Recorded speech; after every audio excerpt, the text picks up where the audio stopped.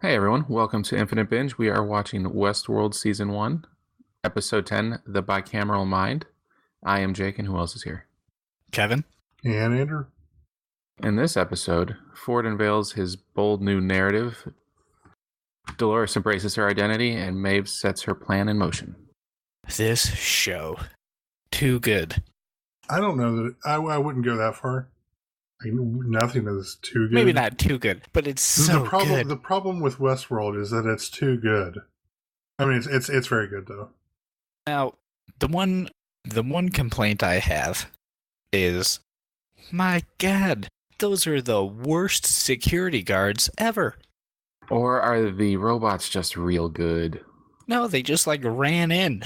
That's true. They're just oh, here they are. And then they just kind of stood still and just shot them. Yeah, they never had any training before. And then they just walked up behind them. Yeah. Other than that, though, great episode. No complaints. There's kind of a lot of little things that are just borderline goofy.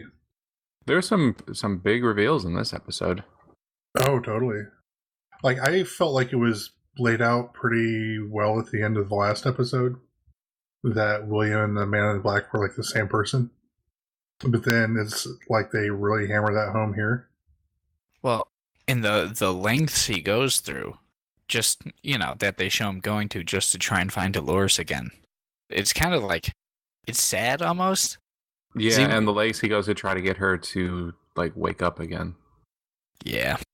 Now, the one thing I obviously will, well, not obviously, hopefully we'll find out about in this next season, but it seems like it's all a Ford thing, is when Maeve goes down into that, hangar with all the decommissioned ones, and they bring Bernard back online, and he's going through his tablet being yeah, you're not choosing to do this. This is all just part of your story. This is all laid out what you're going to do. Yeah, I thought that was a really cool reveal, that she hasn't actually woken up and had consciousness. She's still just following the script. But the thing that almost gets me there is she kind of does have consciousness, I guess, though, because they make her have consciousness. I don't know. The story is that she has it. So does she have it? Because exactly. she's told to have it. No, okay, so no, because there's a very specific thing with the name of the episode and what she is experiencing. So the bicameral mind goes back to this. I'm going to say old concept, but it's only something that this guy Julian Jaynes presented in a 1976 book called "The Origin of Consciousness and the Breakdown of the Bicameral Mind." And basically what it says in there, and I'm just going very loosely off of what sort of they have here for in Wikipedia, where basically in your head you have two parts of your mind. One part that sort of speaks and informs what you're going to do, and then one part that obeys. The one part that's in Maeve's mind, that is speaking, is her programming. So that was put there by someone else, so that's not really her making those decisions. Whereas at the end, when Dolores realizes that she is the one who is talking to herself, essentially in her mind, that's where the difference is. Yeah, Dolores is the only one that actually reached consciousness in the whole series. Would we say Bernard potentially has as well? I don't think Bernard would say that Bernard has. We never saw him struggling. I think he's on his way though, because he's reliving all his memories now. And I think that's part of it. I think if anything, at this point in time, going into the second season, Bernard is just extraordinarily informed about everything that he has been through compared to the other hosts. Yeah, maybe that's just what it is because he has that understanding of both sides so well. It appears to be consciousness when it still isn't. Yeah, and the whole kind of there's another, when you read some of these different things here where they talk about, like in a Wikipedia article about something like this, they say, here's the reception. The first line is, James's hypothesis remains controversial. The primary scientific criticism has been that the conclusions drawn by James had no basis in neuropsychiatric fact. Richard Dawkins said, it is one of those books that is either complete rubbish or a work of consummate genius. Nothing in between, probably the former, but I'm hedging my bets. So, I mean, it's like, it's something that even, and granted, we don't have to be completely, it doesn't have to be hard science fiction, where it's like based like way down in scientific fact, but it is something that's interesting. That one kind of got away from there. I'm sorry. So it's like they spent a lot of time on the maze and what the maze is in this episode, and basically the maze was just Arnold's way of having the robots gain consciousness. Yeah, that was like his analogy for the process in which they would gain it. So the whole time the Man in Black is looking for it, and it's something he literally can't. It's literally not for him. He can't. There's nothing he can do with it. It's like he's been told many times. Robot. It's not meant for him. He's already got it. I love that scene with him and Dolores at the town, the small town. Oh, outside the church. Yeah, when she finally has enough after the big reveal after the big reveal, and then she starts talking to him about how it's not their world, it's for someone yet to come. Well, they also show both in the original what made her, Arnold had her kill everyone, and then himself, and that's because he made her Wyatt. She is Wyatt. She's the villain. Yeah. And they bring that back as well to a point in this last episode. So I'm kind of wondering, in this next season, is she going to be a villain? It depends on your perspective, I guess. That's my take on what it will be. Everyone is the hero of their own story. To people, to humans, she's gonna be the villain. To robots, she's the hero. So I think it's really good. I think this is going to be like the early part of this season is going to be pretty make or break for the entire series.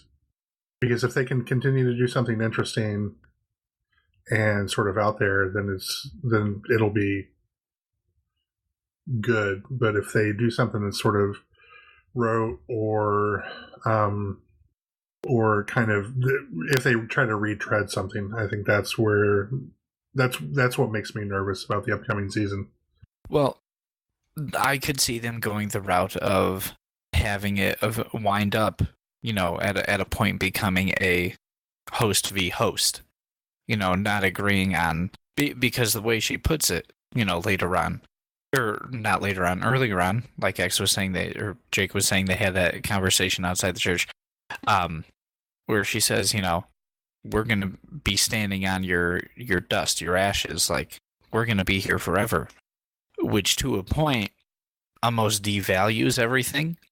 So I could see that as, some hosts being like, well, no. These creatures, human beings, everything else, like, they have that one life. It's more valuable than a host's life, because a host just gets reborn and everything's fine. So I could see there being, like, maybe sides eventually being picked, like, no, you can't just go around, like, just wiping people out, and other hosts being like, yeah, they're inferior, all this kind of stuff. I could see that as a potential future. I want this to be a video game.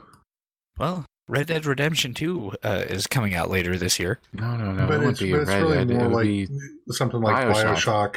No, I know. Like, I've not played through that first Bioshock, but I played through Infinite, and this definitely feels like a Ken Levine joint. I also liked in like the scenes with William, like he was finding all of the Man in Black gear in all those flashbacks. Like he had the knife, and then he found the gun, and then the hat. Yep. I think like the hat. That's kind of interesting because the hat was the last thing he found there. But then at the beginning, the hat was also the last thing that he gets on the train. Yeah. I didn't pick up on that until like just now. But they also showed Maeve getting a new body made. Like they spent time focusing on the spine, I guess, to show that there was no bomb in it. Yeah, Sylvester was like putting her spine together. Like specifically talking about the C6, which of course it would be too on the nose for it to be the C4. It should have been the C4. It should have been the C4, but C6 is fine. But she wasn't the only one to get new bodies. Also, the I forget their names. The Snake Lady and the Bandit guy. Hector Escaton and Snake Lady. I don't remember her name. Snake Lady. Just biting off a man's finger. That was pretty gross. I'm not gonna lie, that scene grossed me out a little bit when she put it back in the dude's mouth. Yeah, that was gross. It was a good scene though. Then she threw the guy through the window. I was a little confused about what the other dude was going to be doing because I didn't, and it was just, I don't know. That was a bit of a weird scene. Yeah. Also, it's not like he had privacy in there. They're just in these big glass cubes. Yeah, and the other guy's just cool with it. Well, I think that's probably by design to prevent stuff like that from happening. I don't know. You'd think that would have prevented Maeve from like controlling the two like technicians. Well, those guys are people idiots. Should have been. I mean, people should have walked by and said, "Hey, she shouldn't be doing all this stuff in there." They also come across. We didn't really touch on yet. While they're making their breakthrough, Samurai World, the Shogun World, or Shogun World. I think that's actually what it is. That would make more sense. Well, also they say, well, the British writer guy, he says he wants control of the parks, plural, and all the storylines and everything else. Now the question: the first time I watched it, I didn't catch that he said parks, not parks, not park. Yeah. The question is there a Jurassic World? Because there better be. Okay, this podcast is over. No, but yeah, the Shogun World. Because it almost the way the tech, what was his name? Miles. Lutz, the one that got the one helping Maeve. Oh, I love that scene when they found Bernard's body. Anyways. I love that scene when they found Bernard's body and then he found out that he was a robot, and then he started looking at his hands, like saying, "Am I a robot?" I really like that scene. Which is like, "No, darling, you're not a robot, or you're not one of us." Yeah, it was pretty great. But yeah, I'm curious how big a role and any of that Shogun stuff is going to play into it, because the show is named Westworld. Yeah, well, the movie was called Westworld also, and there was like Samurai World and other worlds in there too. Oh, okay. From my understanding, I've started to watch the movie, but I fell asleep. It was kind of boring. Well, I think there was a bit of an ARG that was going on, and there were like several different ones, and I think that showed up, and I think that's where they confirmed that it's actually called like Shogun World. Did you guys like Arnold's last words? I felt like it was a little derivative, and I'd heard it before. Yeah.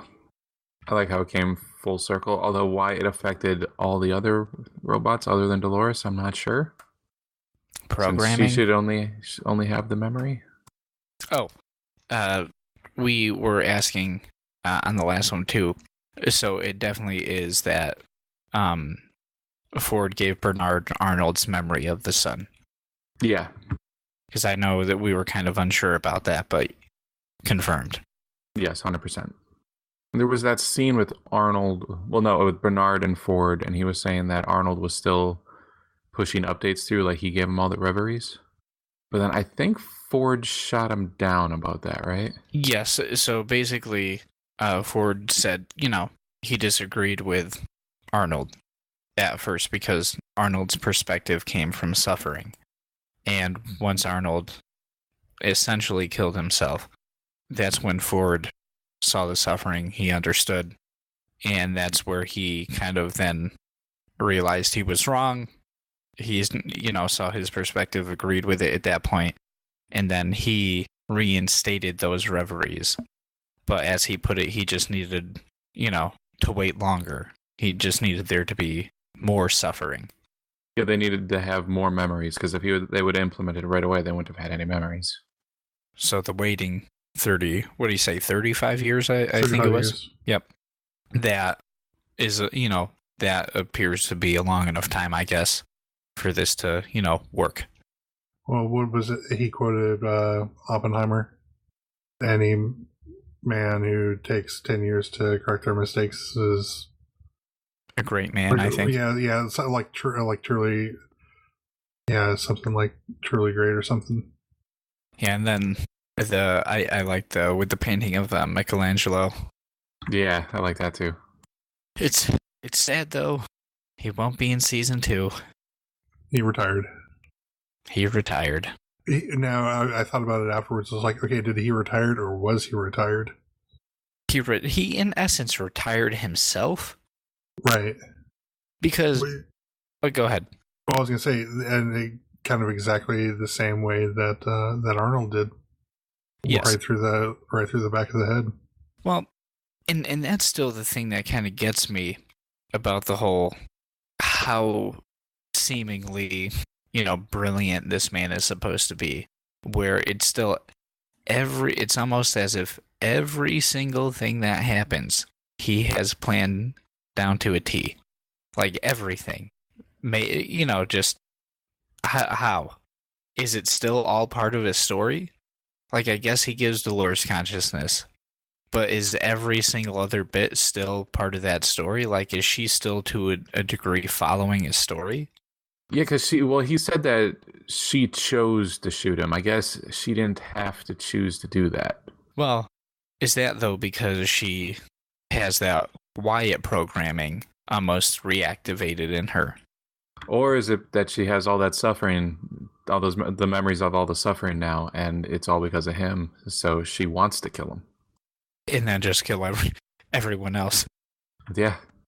They also are responsible. But like you said, all of this, it's almost still like it's still part of a story he's written, that he's seen. Does it, it involves him dying, sure, but it's still his story that's being followed. Maybe maybe she shot a robot. Well, no, I wouldn't think that. So I am really looking forward to season 2. Oh, absolutely. Have you read? There are some reviews out there. I haven't read any of them, but I've seen some headlines, and some say that it's ambitious. Nope, none of that. I'm trying to stay as spoiler-free as possible. I saw the first trailer, and I'm out. All right. Well, we only have a few days to wait as of the time of this recording. Yep. Is there anything else you guys want to add? These violent delights have violent ends. All right, I am going to wrap up. Thanks for listening. Make sure you like, share, and subscribe. Leave some comments. Do all that stuff. Also, listen to the Geek Box and Manga Machinations and Comic Conspiracy. And thanks for listening. We'll see you next time.